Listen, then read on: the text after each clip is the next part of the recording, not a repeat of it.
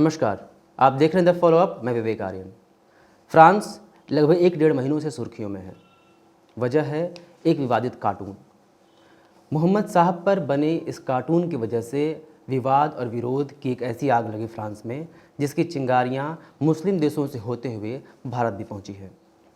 हाल ही में मुनव्वर राना, जो मशहूर शायर हैं, उन्होंने एक बयान दिया एक साक्षात्कार में, एक इंटरव्यू में। उन्होंने कहा कि अगर ऐसा बेहुदा, ऐसा गंदा कार्टून कोई मेरे माँ बाप का बनाता है या मेरे भगवान का बनाता है तो मैं उसे मार दूंगा।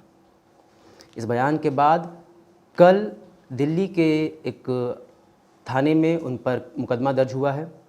हालांकि बयान AIMIM के प्रेसिडेंट असदुद्दीन ओवैसी का भी आया था, लेकिन उन्होंने कहा है कि मुझे तकलीफ़ हुई है मोहम्मद साहब के इस कार्टून से, लेकिन फिर भी मैं हत्या का, मैं हिंसा का समर्थन नहीं करता हूँ।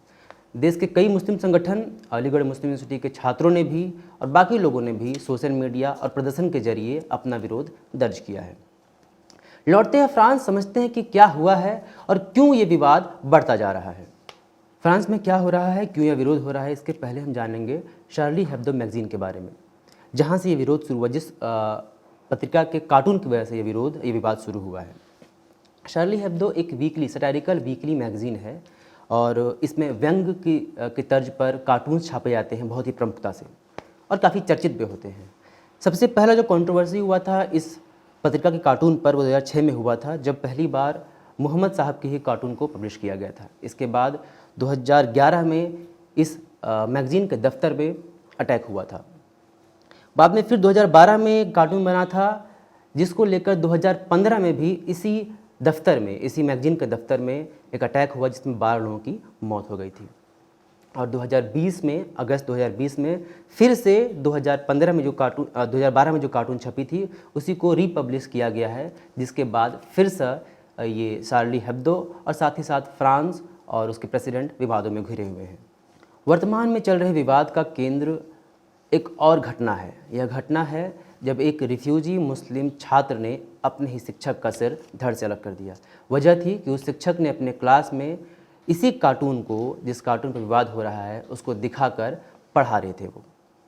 इसके बाद जो फ्रांस के प्रेसिडेंट हैं इमैनुअल मैक्रों, उन्होंने शार्ली हेब्दो के समर्थन में वो खड़े हुए और डेमोक्रेसी की बात करते हुए, उन्होंने फ्रीडम ऑफ स्पीच की बात करते हुए सही ठहराया और इस अटैक को आतंकवाद का नाम दिया। जिसके बाद ये विवाद और बढ़ा और 29 अक्टूबर को एक और बड़ी घटना सामने आई। फ्रांस के एक चर्च में 3 लोगों का कत्लेआम कर दिया गया, उनका मर्डर कर दिया गया। विवाद बढ़ता रहा और कई देश फ्रांस के समर्थन में, यानी कि मैक्रों के समर्थन में आए और कुछ देश विरोध में आए। खासकर मुस्लिम देश और उसमें से स्पेशली टर्की ये विरोध में थे। और कल जो खबर आई है कि UAE फ्रांस के समर्थन में है। उन्होंने कहा है कि इस तरह का वायलेंस की घटना किसी भी चीज़ का हल नहीं है और हम फ्रांस के साथ खड़े हैं। आगे टिप्पणी करने से पहले इस चीज़ के पीछे की कहानी को समझते हैं और जानते हैं थोड़ा सा फ्रांस के बारे में।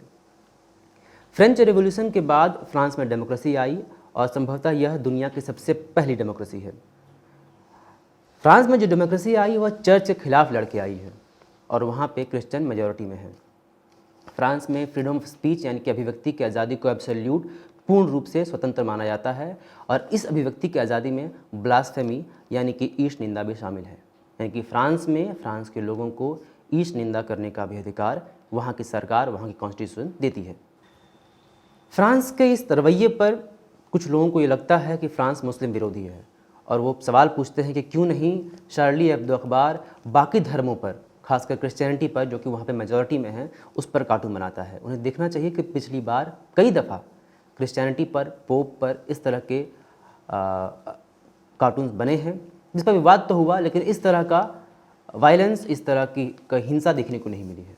जाते जाते इस पूरी बात को समेटने के तौर पर मैं एक कहानी सुनाना चाहूँगा।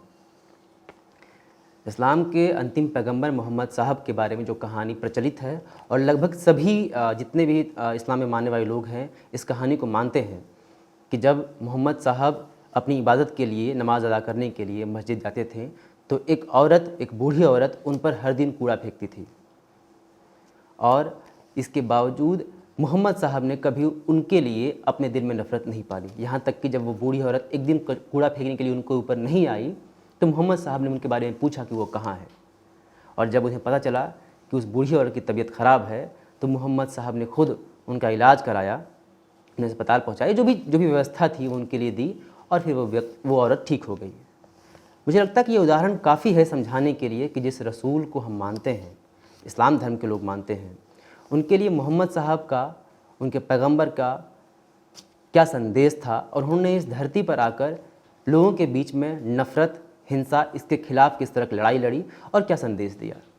आपका विरोध जायज़ है या नहीं, इस बात पर मैं नहीं आना चाहूँगा, लेकिन विरोध करने का तरीका हिंसात्मक हो तो यह विरोध अपने आप में अपना ही स्तर कम करता है।